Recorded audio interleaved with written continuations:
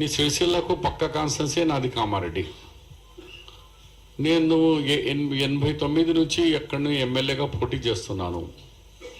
గెలిచినా ఓడినా దాదాపు 35 సంవత్సరాల నుంచి ఆ కాన్స్టెన్సీ మీద నేనే పోటీ చేస్తున్నా. మీ నాయన సడన్గా కేసీఆర్ గారు కామారెడ్డికి వచ్చి ఎమ్మెల్యేగా పోటీ చేస్తా అని వచ్చినాడు.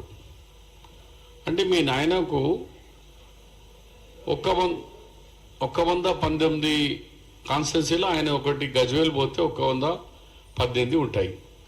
118 కాన్స్టెన్సీ వదిలేసి ఒక కామారెడ్డి మైనార్టీ కాన్స్టెన్సీ దొరికిందా నీకు? దాని మీద సమాధానం చెప్పు ఫస్ట్. ఆయనే చేయడం వల్ల మా పార్టీ నన్ను నిజామాబాద్ పంపించి రేవంత్ రెడ్డిగా అక్కడ పంపించడం, మీ నాయన కూడా ఓడిపోయిండు, రోడ్డు మీద వచ్చిండు, నేను కూడా ఓడిపోయి నేను కూడా రోడ్డు మీద వచ్చిన.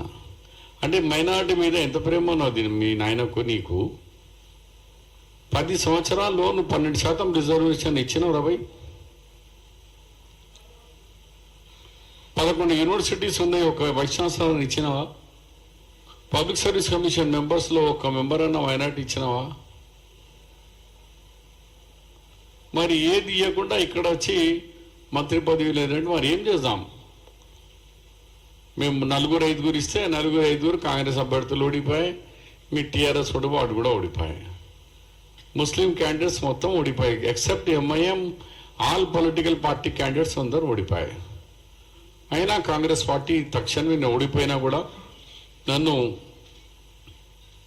తెలంగాణ గవర్నమెంట్ అడ్వైజర్గా చేస్తూ, నిన్ననే మీరు గవర్నమెంట్ పోర్టల్లో కూడా చూసినారు, క్యాబినెట్ ర్యాంక్ అనౌన్స్ చేయడం జరిగింది. కానీ నువ్వు 10 సంవత్సరాల్లో మొత్తం అన్యాయం చేసినారు మైనార్టీస్కి. ఉర్దూ లైబ్రరీస్ బంద్ అయిపోయినాయి, ఉర్దూ కంప్యూటర్ సెంటర్స్ బంద్ అయిపోయినాయి, స్కూల్స్ బంద్ అయిపోయినాయి, కాలేజెస్ బంద్ అయిపోయినాయి.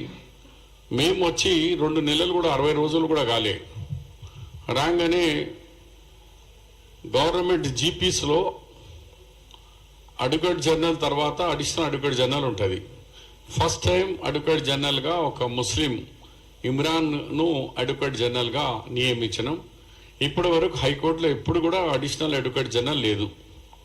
ఇది మా గొప్పతనం, మైనార్టీకి ఇచ్చిన విలువ, వాల్యూ.